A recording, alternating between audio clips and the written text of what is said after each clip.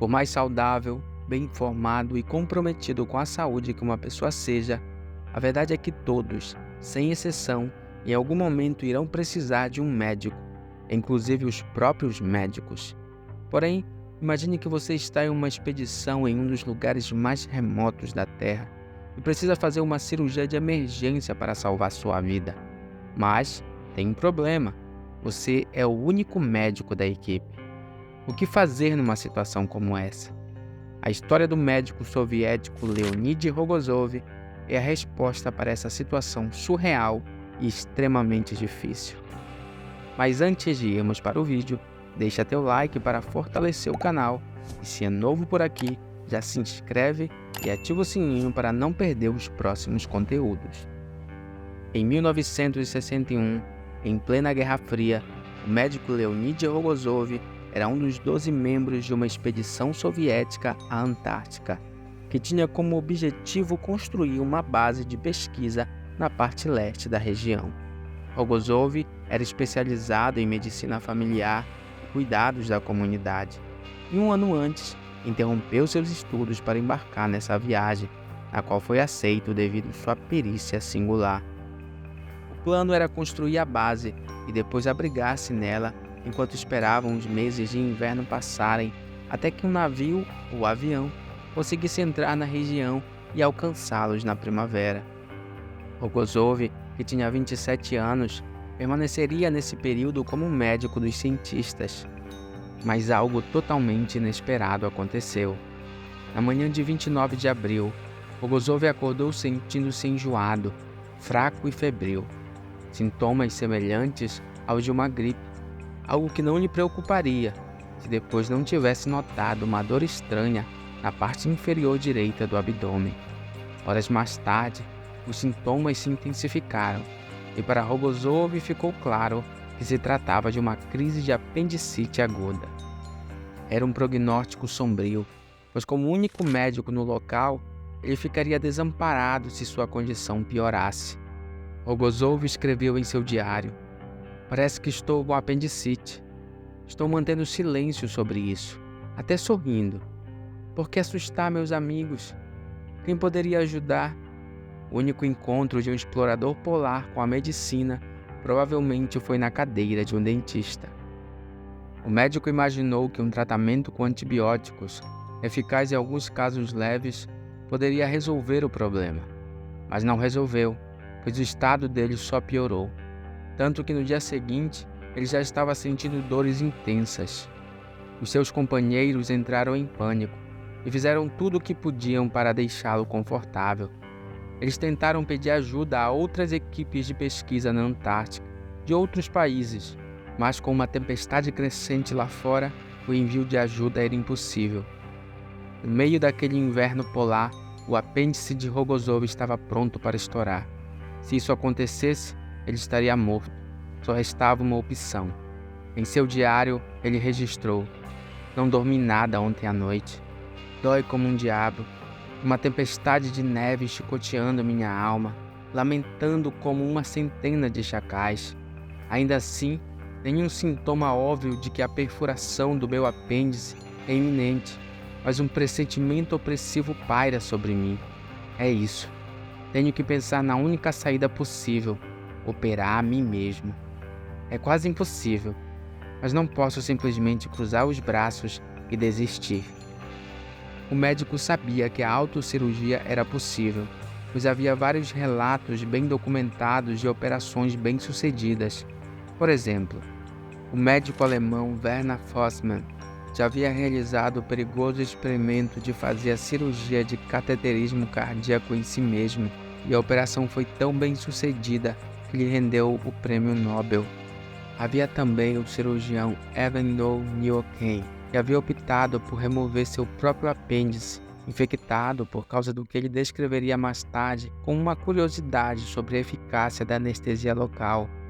A operação foi um sucesso, e ele ficou tão animado com os resultados que tentou reparar sua própria hérnia inguinal, porém dessa vez não foi tão bem sucedido. Porém, em todos os casos de autocirurgia que Rogozov conhecia, o cirurgião havia realizado a operação em um ambiente médico controlado, sendo assistido por uma equipe de médicos profissionais. E o que ele se propunha a fazer era algo totalmente diferente. O relógio estava correndo. Se o apêndice de Rogozov se rompesse, as bactérias inundariam seu abdômen, aumentando o risco de septicemia. Se isso acontecesse, mais cedo ou mais tarde seu corpo entraria em choque séptico. Nesse ponto, a cirurgia não seria mais uma opção, pois ele não seria mentalmente capaz de fazê-la. Para ele, restaria apenas contar as horas até que seus órgãos finalmente falhassem. Assim, sem outra opção a não ser esperar pela morte, Leonid Rogozov convocou uma equipe improvisada para a cirurgia. Um motorista, um meteorologista e um terceiro cientista para atuar como substituto caso algum de seus outros assistentes fosse tomado pela náusea.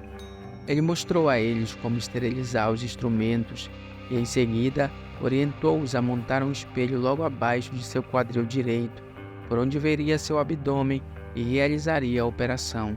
Rogozov teve que se deitar em posição semi-inclinada para conseguir visualizar o local. Também a seu pedido, eles usaram uma lâmpada de mesa como iluminação. Sem perder tempo, ele injetou uma anestesia local e fez a primeira incisão de 12 centímetros. Quando ele começou a mover os intestinos para chegar ao apêndice, achou a imagem invertida do espelho desorientadora. Apesar disso, tudo ia bem, até que acidentalmente cortou seu intestino grosso. Precisou rapidamente suturar. Sobre isso, Rogozov escreveu: "O sangramento é bastante intenso, mas não tenho pressa. Ao abrir o peritônio, machuquei o intestino grosso e tive de costurá-lo. De repente passou pela minha cabeça: tem mais lesões aqui, e eu não percebi. Eu fico cada vez mais fraco. Minha cabeça começa a girar. A cada 4 ou 5 minutos, descanso por 20 a 25 segundos. Depois disso, ele abandonou o espelho e as luvas e trabalhou principalmente pelo tato. Quando alcançou o apêndice, Rogozov exclamou: finalmente aqui está o maldito apêndice.